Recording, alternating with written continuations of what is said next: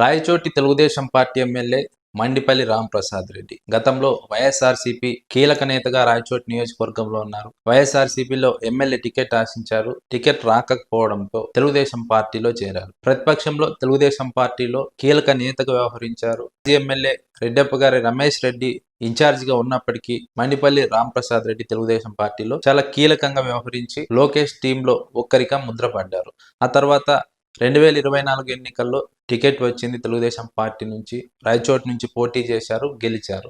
ఆ తర్వాత తొలిసారి ఎమ్మెల్యే అయ్యారు, తొలిసారిగానే మంత్రి అయ్యారు. అయినప్పటికీ తెలుగుదేశం పార్టీ అధిష్టానం ఈ మధ్య కాలంలో మండిపల్లి రాంప్రసాద్ రెడ్డి పట్ల కొంత అనుమానాన్ని వ్యక్తం చేస్తోంది. మండిపల్లి రాంప్రసాద్ రెడ్డి వైఎస్ఆర్సీపీతో సన్నిహితంగా ఉంటున్నారు. వైఎస్ఆర్సీపీ నేతలతో పాత సంబంధాలు కొనసాగిస్తున్నారు. తెలుగుదేశం పార్టీ కడప ఎమ్మెల్యే మాధవిరెడ్డి, ఆమె భర్త శ్రీనివాస్ రెడ్డి ఉన్నంత దూకుడు రాంప్రసాద్ రెడ్డిలో లేదు. మంత్రిగా ఉన్నప్పటికీ వైఎస్ఆర్సీపీపై దూకుడుగా వ్యవహరించడం లేదు. ఇది తెలుగుదేశం పార్టీ నేతల ఆరోపణ.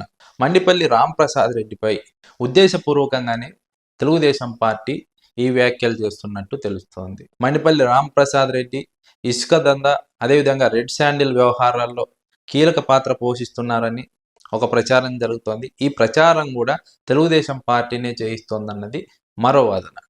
దీంతో పాటు మహానాడు సందర్భంగా ఉమ్మడి కడప జిల్లాకు సంబంధించినటువంటి మంత్రిగా ఉన్నటువంటి రాంప్రసాద్ రెడ్డికి దక్కాల్సినటువంటి ప్రాధాన్యత దక్కలేదు. కడప ఎమ్మెల్యే మాధవిరెడ్డి, శ్రీనివాస్ రెడ్డికి దక్కినటువంటి ప్రాధాన్యత రాంప్రసాద్ రెడ్డికి దక్కలేదు.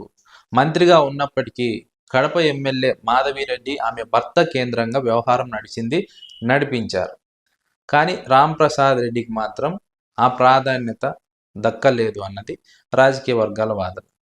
దీంతో పాటు రాంప్రసాద్ రెడ్డిలో కూడా తెలుగుదేశం పార్టీ అధిష్టానం పట్ల ఏదో ఒక మూలన అసంతృప్తి ఉంది, అనుమానం ఉంది. అందుకే కొంత డిస్టెన్స్ మెయింటైన్ చేస్తున్నాడు. లోకేష్ టీంలో సభ్యుడని గుర్తింపు ఉన్నప్పటికీ మంత్రి పదవి చేపట్టిన తర్వాత ఈ మధ్య కాలంలో కొంత డిస్టెన్స్ అయితే మెయింటైన్ చేస్తున్నాడు అన్నది మరొక వాదన. తెలుగుదేశం పార్టీ నేతలే ఒకవైపు రాంప్రసాద్ రెడ్డి గురించి, అవినీతి ఆరోపణల గురించి ప్రచారం చేస్తున్నారు. మరోవైపు కడప ఎమ్మెల్యే మాధవిరెడ్డికి దక్కినటువంటి ప్రాధాన్యత రాంప్రసాద్ రెడ్డికి దక్కడం లేదు. ఇవన్నీ చూసిన తర్వాత రాంప్రసాద్ రెడ్డి పైన తెలుగుదేశం పార్టీ కుట్ర పన్నుతోందా, వైఎస్ఆర్సీపీతో సంబంధాలు అంటగట్టి రాంప్రసాద్ రెడ్డిని పొమ్మనలేక పొగబెడుతోందా అన్నది మరొక ప్రచారం. అయితే రాంప్రసాద్ రెడ్డి గతంలో వైఎస్ఆర్సీపీలో కీలక నేతగా ఉన్నాడు. రాయచోటి నియోజకవర్గంలో బలమైన నేతగా గుర్తింపు ఉంది. అయితే కొన్ని సమీకరణాల నేపథ్యంలో అప్పట్లో వైఎస్ఆర్సీపీ టికెట్ ఇవ్వలేకపోయింది. అందుకే తెలుగుదేశం పార్టీలో చేరారు రాంప్రసాద్ రెడ్డి. అయినప్పటికీ రాంప్రసాద్ రెడ్డికి వైఎస్ఆర్సీపీతో సన్నిహిత సంబంధాలు ఉన్నాయి. వైఎస్ఆర్సీపీతో ఇప్పటికీ సన్నిహిత సంబంధాలు కొనసాగిస్తున్నారు. తెలుగుదేశం పార్టీ అధిష్టానం పట్ల కొంత ఆందోళన, అనుమానం రాంప్రసాద్ రెడ్డిలో ఉంది.